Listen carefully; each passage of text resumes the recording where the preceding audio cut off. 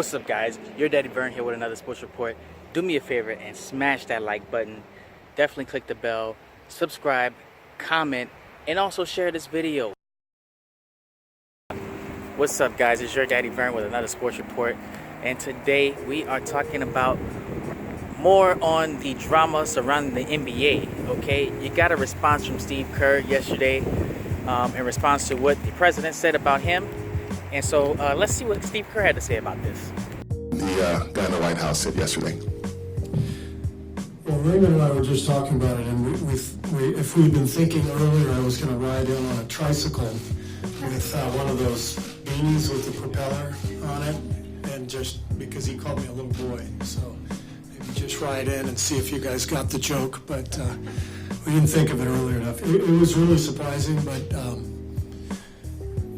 mainly just because it was me, and then you stop and you think, well, this is just every day. This is just another day. So I was the shiny object yesterday. There was another one today. There'll be a new one tomorrow, and the circus will go on. So it's just strange, but it happened. I did think about last night. I was thinking about my various visits to the White House. I've lived a privileged life and met, I think, the past 5 presidents prior to President Trump. First one was in 1984, and Ronald Reagan was president, and he invited my mom and me 6 months after my dad was killed in a terrorist attack. And President Reagan and Vice President Bush invited us into the Oval Office and spent about half an hour with us, thanking us for my dad's service. He was in education, thanking us for my dad's commitment to trying to share American values in the Middle East, trying to promote peace in the Middle East. And all I could think of last night was the contrast of what has happened in 35 years. And there was no regard for whose side you were on politically, political party, anything like that. It was just you were an American, and the office held such dignity and respect, both from the people who were visiting and especially from the people who sat inside it. And it's just sad that it's come crashing down and that we are now living this. And I realized the horse was out of the barn a long time ago on this, but for me personally, this was my experience with, wow, has the office sunken low. And so my hope is that we can find a mature unifier from either party to sit in that chair and try to restore some dignity to the Oval Office again. And I think it'll happen. Okay, guys, so clearly Steve Kerr felt that he was a shiny object in the lieu of the circus being your president of the United States of America.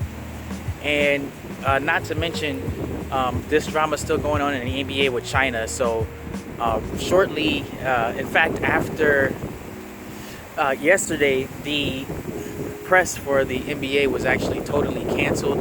They went ahead and shut everything down as far as press for the NBA, and that's mainly because they're tired of questioning or receiving questions about the whole government issue and things like that.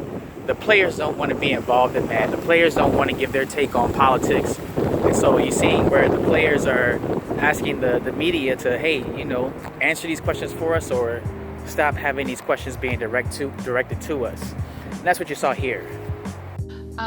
Mike, this was meant to be a week where we celebrate the game globally, but instead there's been quite a lot of negative headlines. Do you have a message for your Chinese fans who, rightly or wrongly, may have felt let down by the NBA this week? Well, the headlines come from you guys, right? If I'm not mistaken, so I'm negative. No, I'm just kidding. You know what? It's a tough situation. It's very difficult. Adam Silver speaks for the NBA. I work for the NBA. I go with Adam. Whatever, Commissioner Silver will do the right thing. And I just can't. You can't answer questions like that because you're wrong no matter what. So well, I'm here to speak basketball, talk basketball. I'm not, whatever I say is not right. But So- members from your team and your captain have spoken out this week Well, already. then good. so Then he'll be in a few minutes and ask you. what's it going to take to get Chinese NBA fans back I on don't the know. I side? have no clue. I have no clue. Hey, I coach basketball. I'm not a diplomat or, around the world. I coach basketball. Are you And I'm- concerned for your fans, though? Sorry, for your players, given My players? Yeah. No. Thank you. We're taking another. Hi, Christina McFarlane, CNN.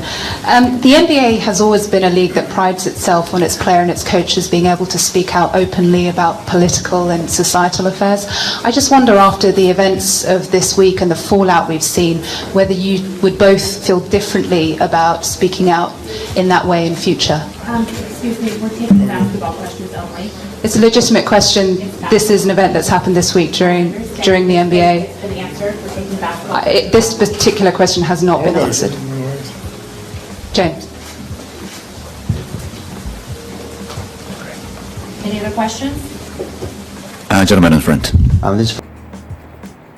So I don't know if this is going to end anytime soon. We just want to play our games and go ahead and get out of the country.